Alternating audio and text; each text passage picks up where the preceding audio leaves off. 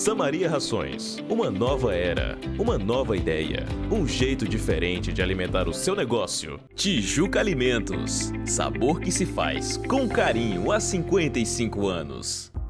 PEC 2025, onde o agro do Norte e Nordeste faz negócio.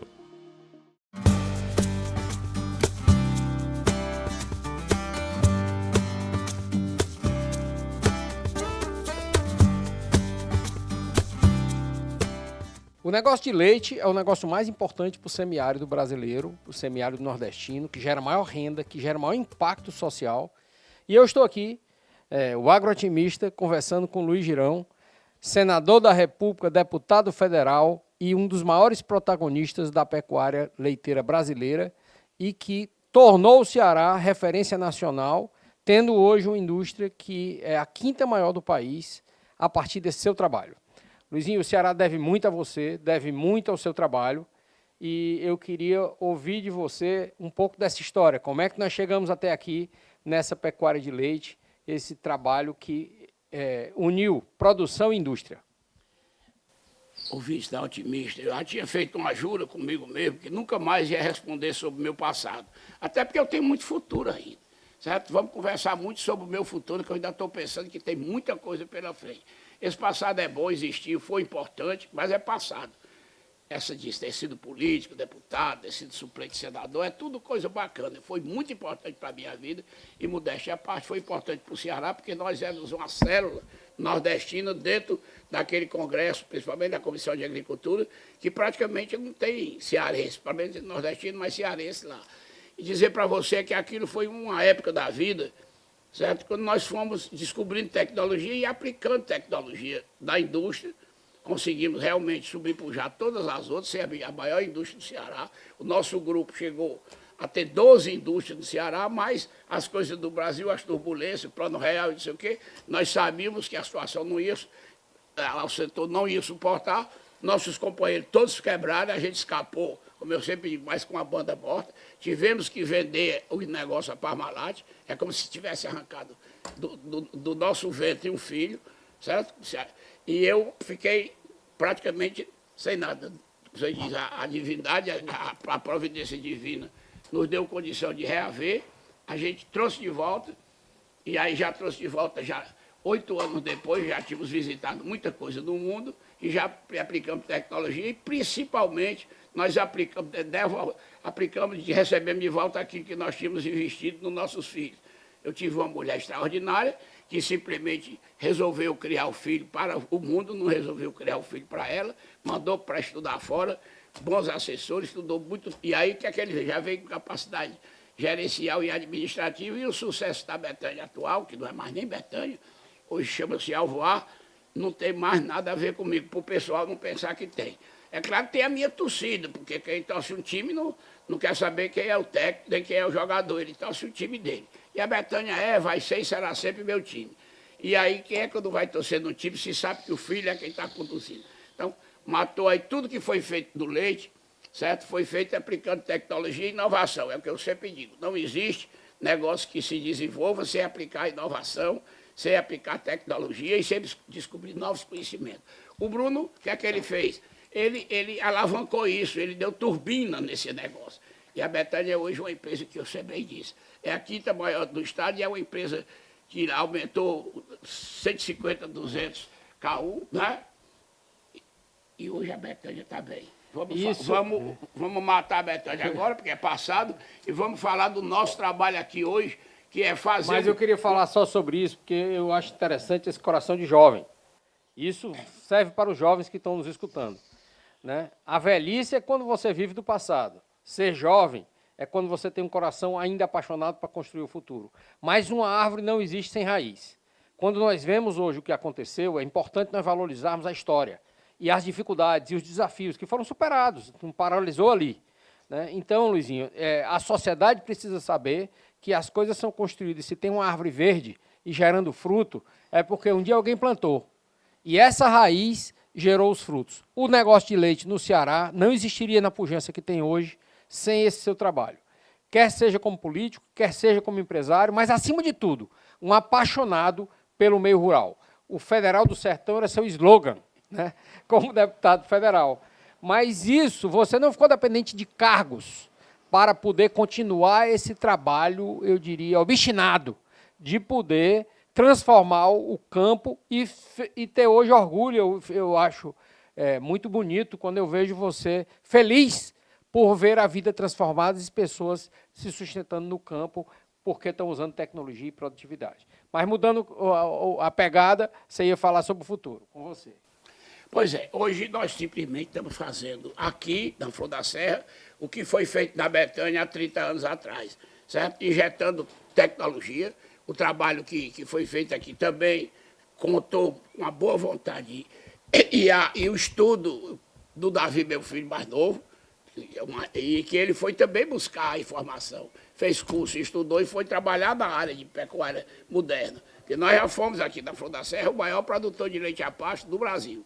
Hoje nós somos o 18º produtor de leite, mas nós vamos ser de novo aqui para o Ceará o primeiro, não tem dúvida. Nós mudamos todo o processo, passamos a dar mais conforto aos animais, passamos a dar mais genética para esses animais e, com certeza, em pouco tempo, nós vamos ter animais aqui com média de 40 quilos de leite e sendo a melhor propriedade de leite do Nordeste.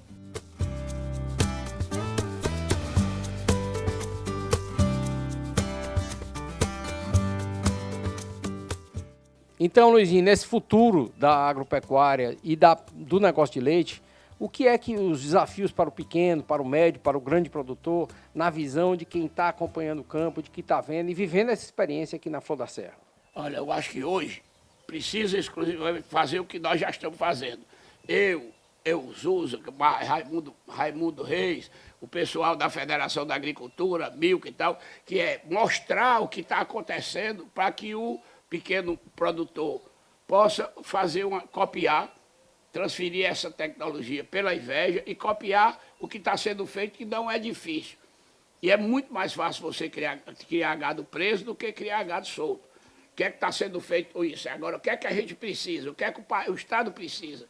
É a compreensão dos fomentadores de crédito, os bancos de desenvolvimento, as cooperativas, o Banco do Brasil, o Banco do Nordeste, para que eles realmente coloquem o crédito daquele que tem vontade e condição de produzir, e não só daqueles que já têm patrimônio, porque como o nosso sistema de crédito é muito patrimonialista, o que é que acontece? Só se dá crédito a quem já tem a garantia.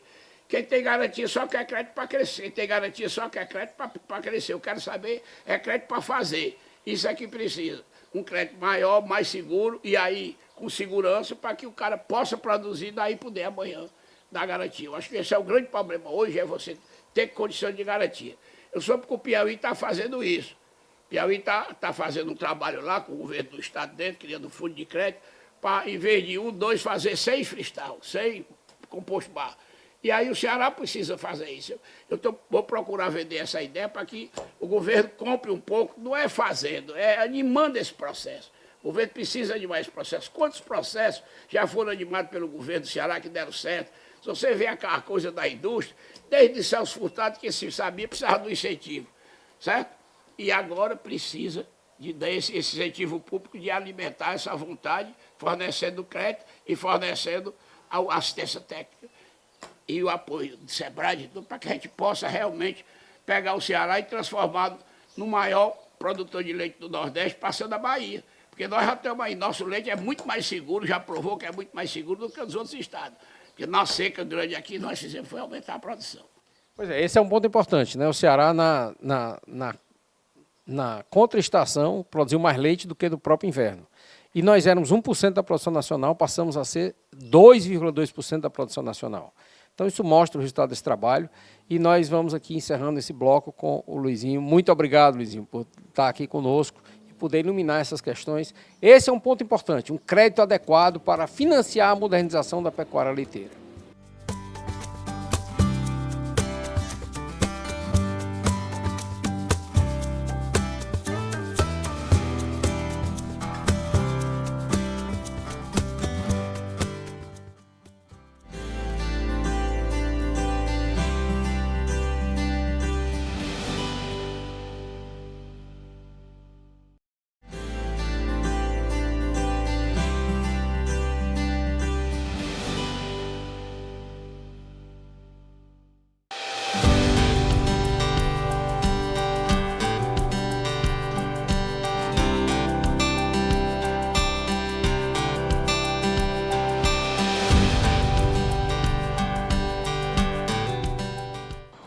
O agroatimista visita hoje aqui a Fazenda São Francisco, o seu Moisés, que é um produtor referência na região, um amigo que eu conheço de longa data.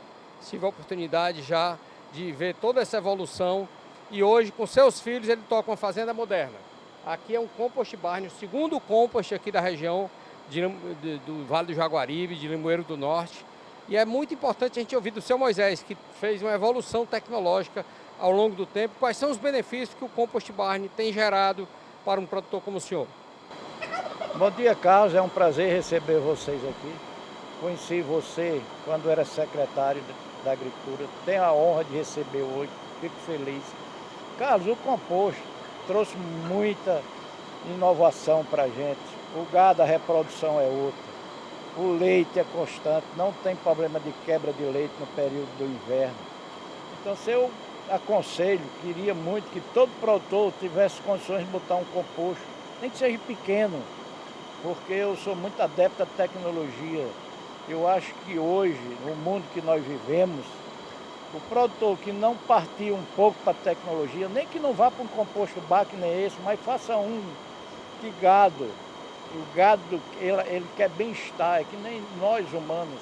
Todo mundo acha bom estar no ar-condicionado. As vacas acham bom estar nesse vento, cara. É uma realidade que a gente está vendo todo dia. E muito gratificante ver o gado tá aí, um gado saudável, de pelo limpo, não tem vaca batendo, não tem nada. Isso é que nos deixa um produtor satisfeito ver o seu rebanho. Essa vaca é meio sangue, é 7/8, um holandês? Essa vaca é um 3/4, passando para 7/8 de holandês. Essa é uma boa discussão, porque nós temos a Girolanda, que virou raça, os animais maiores, que também necessitam de mais alimento, e o holandês, que é uma raça do mundo inteiro, de genética elevada, com alta produtividade. É importante ver aqui, o gado já tem um perfil bem holandês na Fazenda São Francisco, né, do seu Moisés. Isso foi uma opção? Vocês tinham Girolanda e foram mudando para holandês? Sim, nós começamos, a nossa base foi Girolanda. Nós ainda temos aqui no composto vaca meio sangue. Sim. Um gado muito bom, um gado excelente, que aguenta o desafio.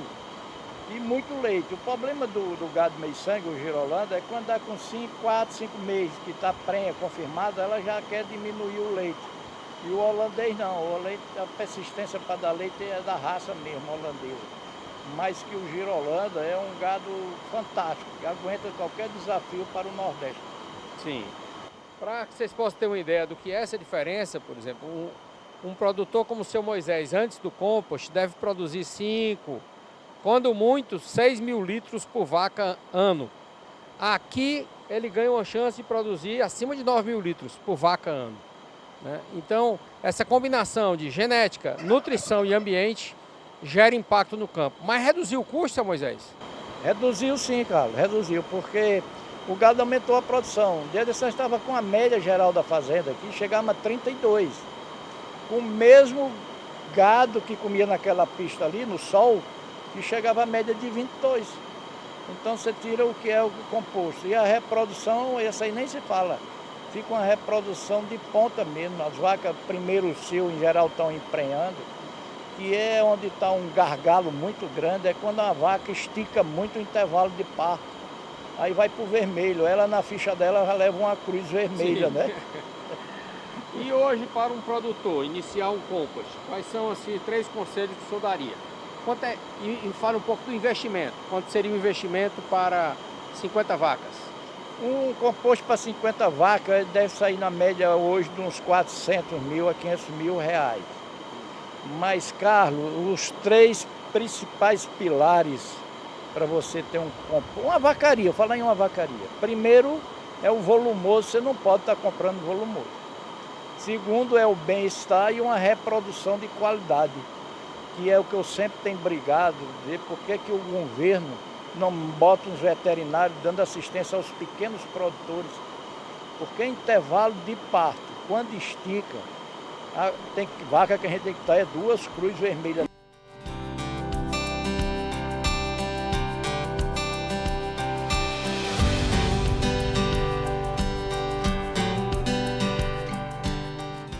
Então eu quero agradecer muito, seu Moisés, aqui a atenção de nos receber. Né? Foi uma alegria para o agroatimista conversar com o senhor e a mim pessoalmente, que lhe tenho como um bom amigo. Eu que agradeço a visita de vocês, da Rejane, pessoa que eu admiro muito, muito simples. E você é uma pessoa que a gente não tem nem o que dizer para você. Você é uma pessoa que gosta muito do homem do campo. Eu tenho uma frase aí que o nosso amigo Amilcar diz, e você concorda? Produtor rural para ele não tem tamanho, todos são produtores rurais. Então eu acho que isso é um negócio interessante. E a gente fica feliz, eu fico muito feliz. Hoje, Carlos, tem muita gente vindo por trás do produtor rural, saber como é que está. Que antes, você sabe como era que o produtor rural era tratado, né? Dizia, quantas vezes eu chegava em banca e dizia, não, esse matuto aí, bota outro na frente, isso é um matuto, pô. E hoje não, graças a Deus, chega no banco, ô rapaz, vem pra cá, chega aqui, o que é... Só que a gente ainda precisa mais de mais políticas públicas, porque no Vamos futuro conversar do no país... próximo bloco sobre políticas públicas.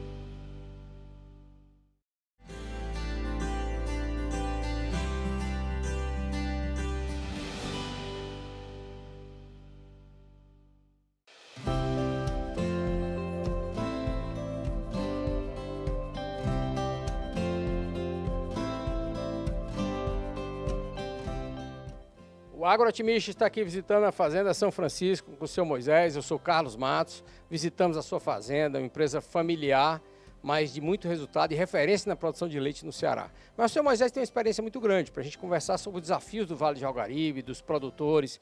Seu Moisés, a gente falava um pouco sobre políticas públicas.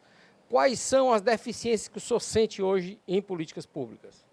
Meu amigo, a gente, como produtor rural, e ver os exemplos dos grandes centros produtores, como Goiás, Minas, lá a assistência técnica chega junto com o produtor rural. Então isso não é dinheiro de governo, nós temos que ter uns técnicos bem gabaritados, veterinários, agrônomos, que nos venham dar um suporte de conhecimento. Nós temos que ter o conhecimento hoje com muitas pragas, muitas doenças que tem no rebanho, as pragas nas lavouras. E a gente sabe o quê? A gente sabe produzir, mas para detectar uma doença numa lavoura, Carlos, eu tive uma experiência com um programa por nome Prospera. Sim, da Corteva.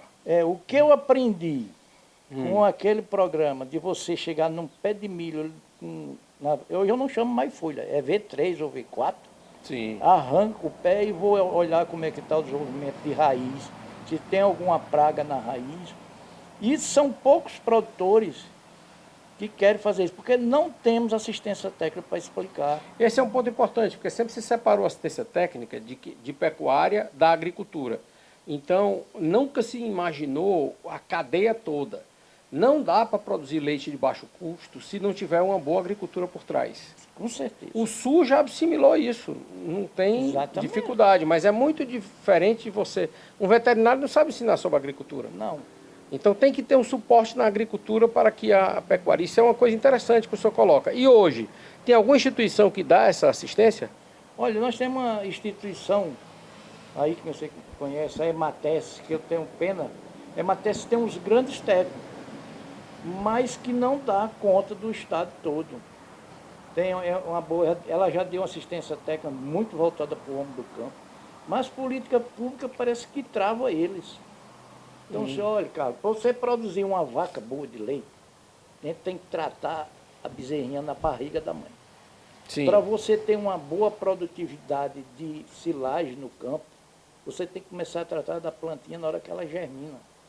Porque você tem que chegar com o alimento que ela precisa, dar alimento na boquinha dela da raiz, que é para ela lhe dar uma produtividade boa de 40 toneladas por hectare, e muito boa para fazer a vaca dar leite. Então você tem que estar por dentro de tudo isso. Como é que o senhor vê os jovens e os novos... Tem novos produtores entrando no setor aqui na região? Carlos, eu não vejo nenhum novo. Não. Não vejo. Eu queria ter muito. Só vejo meus 2 filhos. Mas queria ver, tem um que também tem ali o da queijaria Dona Vita, você deve conhecer, o Marcelo do Saquinho. Sim. Rapaz novo, muito dedicado. Mas eu acho que era para ter mais jovens saindo da faculdade e ficando com seus pais.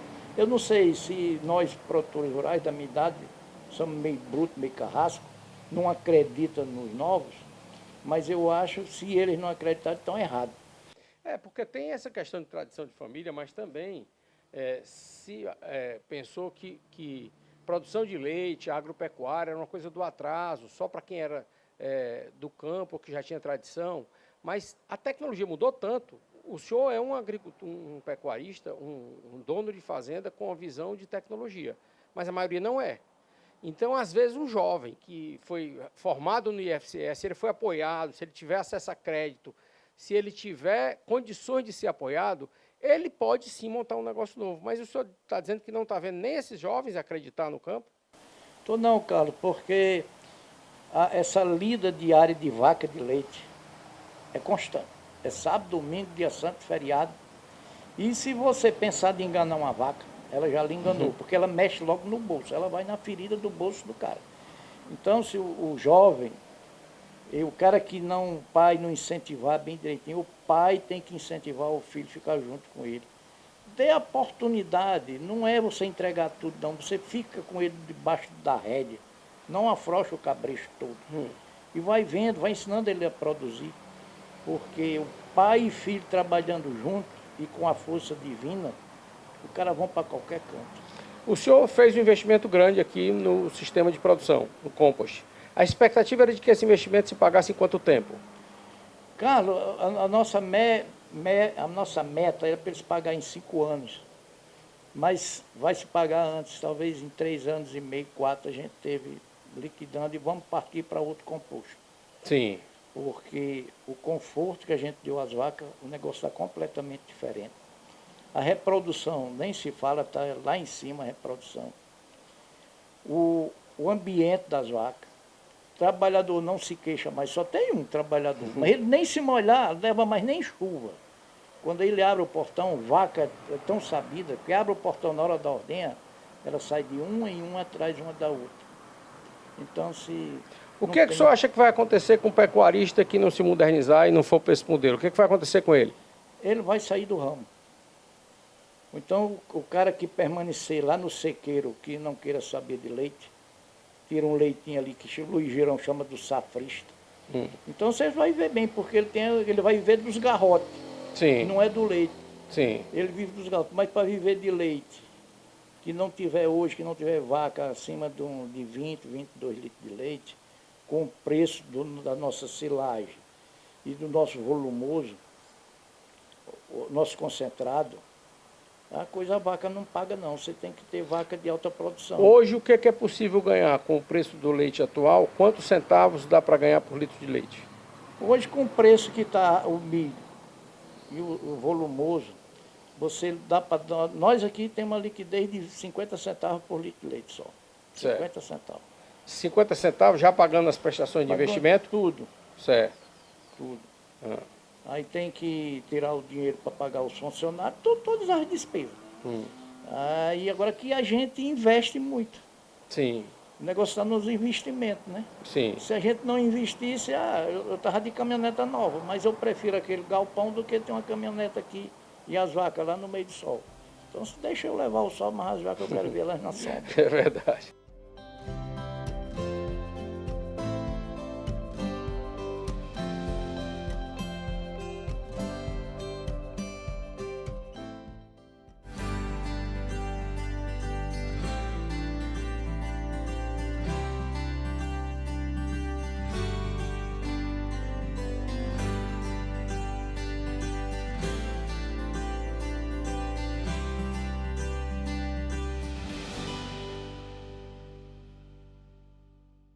Samaria Rações, uma nova era, uma nova ideia, um jeito diferente de alimentar o seu negócio. Tijuca Alimentos, sabor que se faz com carinho há 55 anos. PEC 2025, onde o agro do Norte e Nordeste faz negócio.